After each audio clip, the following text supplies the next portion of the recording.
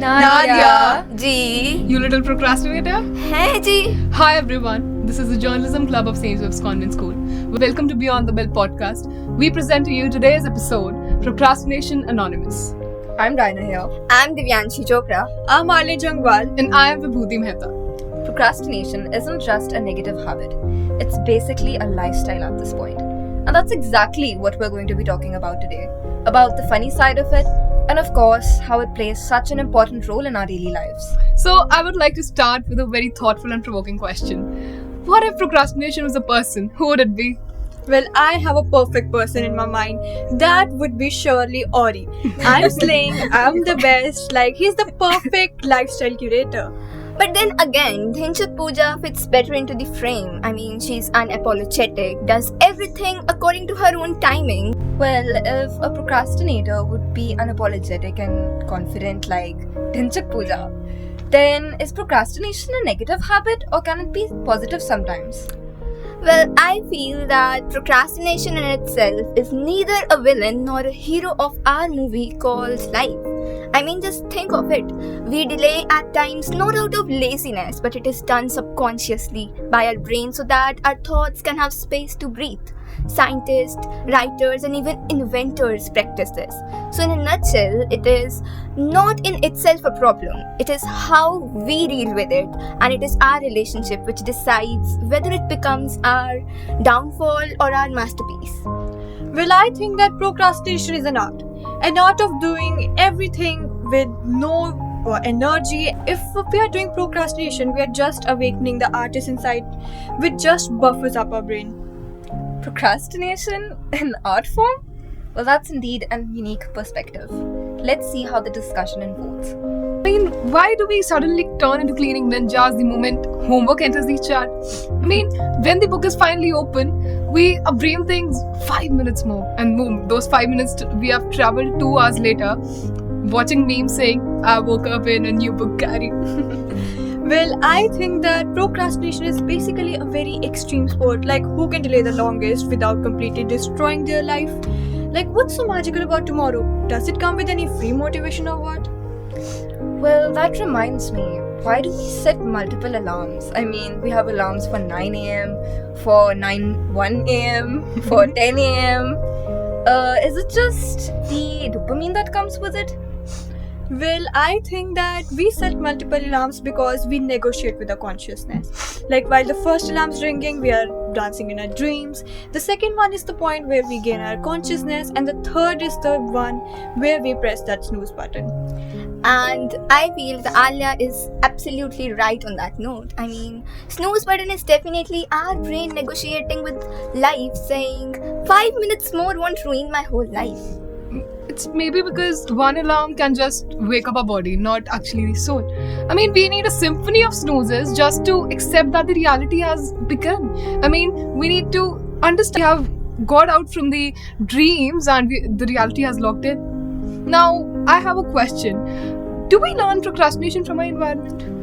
Yes, we learn it while growing. I mean, definitely we are not born procrastinators. No way we say that change my diapers tomorrow or I'll cry after 5 minutes.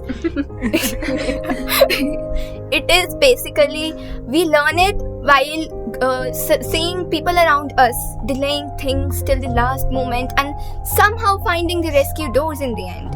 Seeing peers and friends around relaxing till the last moment normalizes it. However, as the saying goes, that nothing is impossible in this world. So I feel that it is more like a pattern which can reshape itself as the environment changes. Well, there is our digital environment also, like the biggest teacher of delay. Notification, memes and all. Like, when we just start scrolling reels, do we stop? No, I don't think we stop. And that's the point where our culture romanticizes, I'll do it later. That's a really good point. I like how you mentioned that we romanticize this culture and also that we prioritize instant relief instead of slow progress. I mean, it's basically what we've been dealing with for the past few years. Well, I feel like people don't really need to procrastinate, but I also think what would happen if ancient people procrastinate? Well, I feel if ancient people would have procrastinated, then they would have might died. I mean, just think, life itself was a deadline. If they would have delayed hunting or farming, they would have died starving. And they did not really need any motivation like planners or alarms. The pure survival itself was enough for them to not procrastinate in their lives. But let us be real. Sometimes the task just seems too big. Not because we are lazy. So what do? We do not run. We run, not physically or mentally.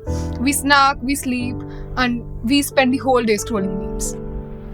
What if Shakespeare procrastinated like, I'll write Hamlet tomorrow?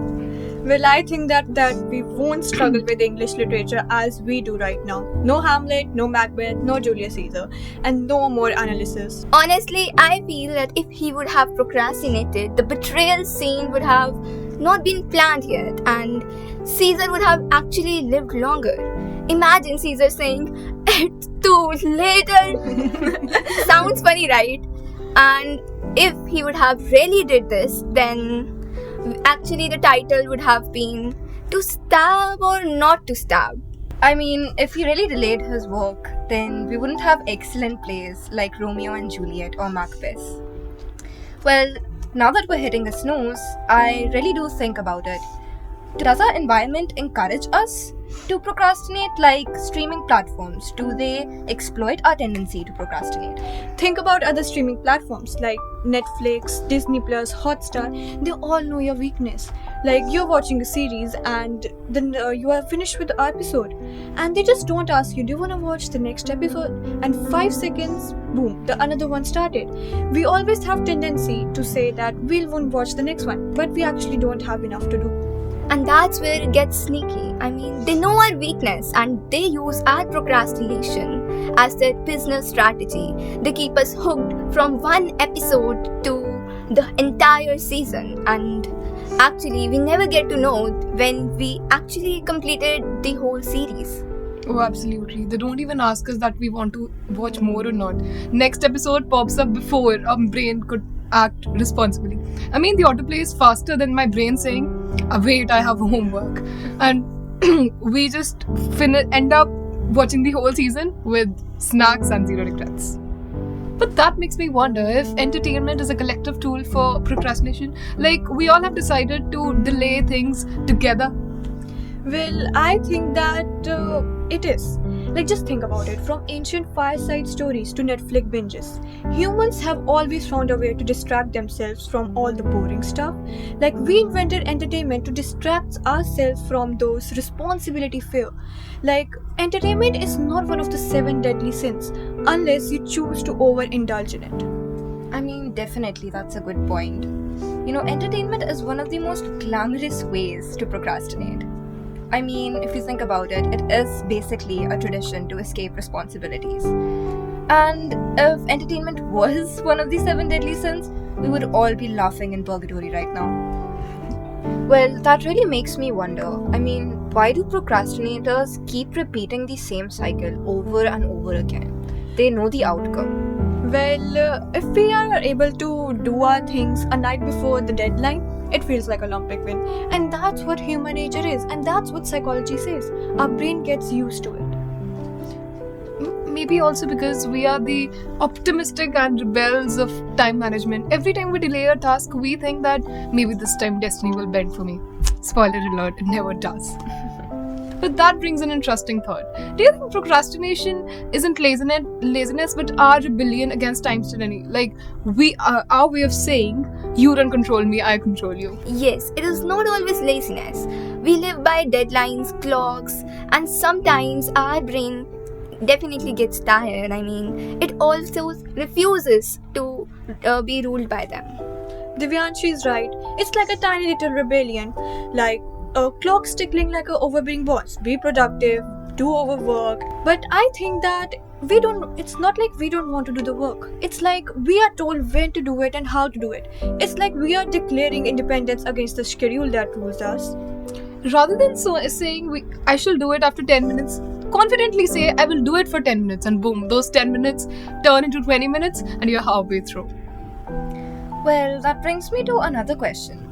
I mean, is there any way to overcome procrastination? Or are we just destined to stay stuck dancing off the very last minute? While procrastinating writing this very episode, I saw a reel in which a girl trained her dog to smack away her gadgets whenever she took up the phone rather than studying. What? No way. That's genius. It's basically external motivation in its purest form. What? It means that we are now that helpless that we need to train our dogs to help us. Pretty much. Because I think sometimes we just need external triggers like a barking deadline or just a reminder app to get us going with the flow. Exactly. Maybe the real trick is not fighting procrastination head on, but instead of outsmarting it. I mean, how does that even work? What works? Start small. Don't plan to finish everything at once. Well, I think to-do list is the best. Make a to-do list. Don't just actually do something from it. Don't just decorate it with highlighters or make it aesthetic for just Snapchat streaks. Set mini deadlines too. Instead of doing one big scary task, divide your work into smaller parts. Less pressure, more progress. And make sure you need to reward yourself. If you have finished something, just give yourself a tiny little reward like a scroll or snacks or a bedtime. Everyone loves to sleep. I mean, there's also removing distractions. Your phone can wait an hour without you, but your task can't. Changing your place helps too. Changing your place helps too. A new place or a spot can help your brain get out of your lazy mode. And don't wait for motivation. Action makes progress, not the other way around. Well, hey, if you are doing procrastination for a day, forgive yourself. Everyone procrastinates. Like, it's a human body. We also need rest. Tame that night motivation trap. Sure, 2 a.m. feels creative, but your body is done for the day. So jot down ideas and work on them in the daylight.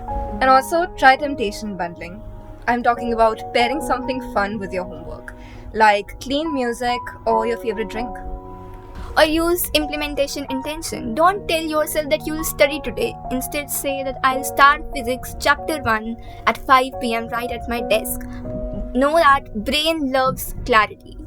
Well, I think that one should visualize. Like, if you're done with your physics work, just visualize how happy you would be, how relieved you would be. Your half of the syllabus for exams would be done. And mind it, your brain starts craving for that relief.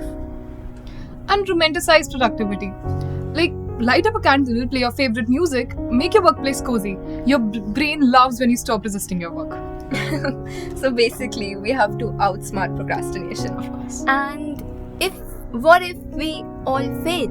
Just adopt a dog. So yeah, procrastination is basically a very evil habit.